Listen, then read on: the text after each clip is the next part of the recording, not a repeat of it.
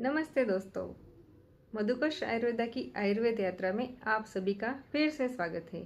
आज का हमारा टॉपिक है हेमंत ऋतुचर्या।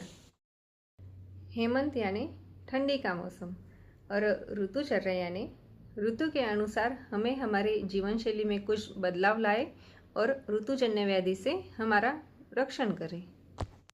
समय में बाहर की ठंडी के कारण हमारे शरीर की ऊर्जा बाहर नहीं जा सकती, इसीलिए हमारा जठराग्नि भी प्रदीप्त रहता है, शारीरिक बल भी उत्तम रहता है और हमारा डाइजेस्टिव पावर भी अच्छी रहती है। इसीलिए इस सीजन में हमें गुरु, स्निग्ध, गृहणीय आहार लेना चाहिए, जिससे हमारे शरीर का अच्छे से पोषण हो सके।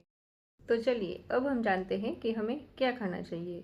तो इस ऋतु में हमें नया धान्य खाना चाहिए, जैसे गेहूँ, बाजरा, मकई, चावल इत्यादि का हम सेवन कर सकते हैं। साथ साथ हम उड़द की दाल और चना की दाल भी ले सकते हैं, जो पचने में भारी होती है, क्योंकि इस समय ऊर्जा जो रहती है जठराग्नि प्रदीप्त रहता है, इसलिए हमें गृहणीय आहार लेना चाहिए। साथ साथ गाजर का हलवा, सिंघाड़ा, बादाम का हलवा हम ले सकते हैं।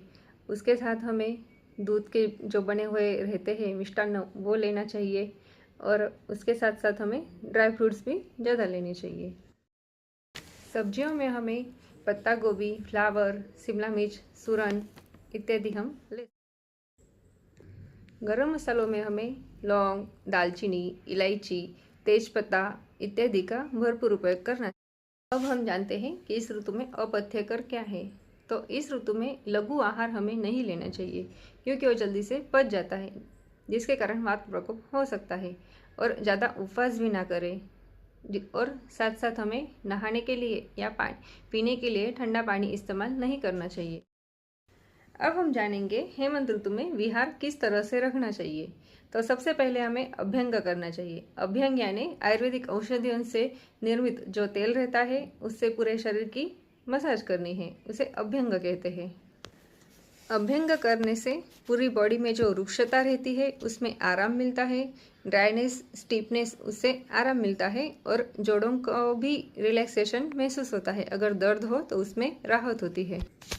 अभ्यंग को हम एंटी एजिंग या रीजनरेटिंग भी कह सकते हैं। उसके बाद हमें उपटन से स्नान करना चाहिए। कोई भी केमिकल युक्त बॉडी वॉश या साबुन का इस्तेमाल नहीं करना चाहिए।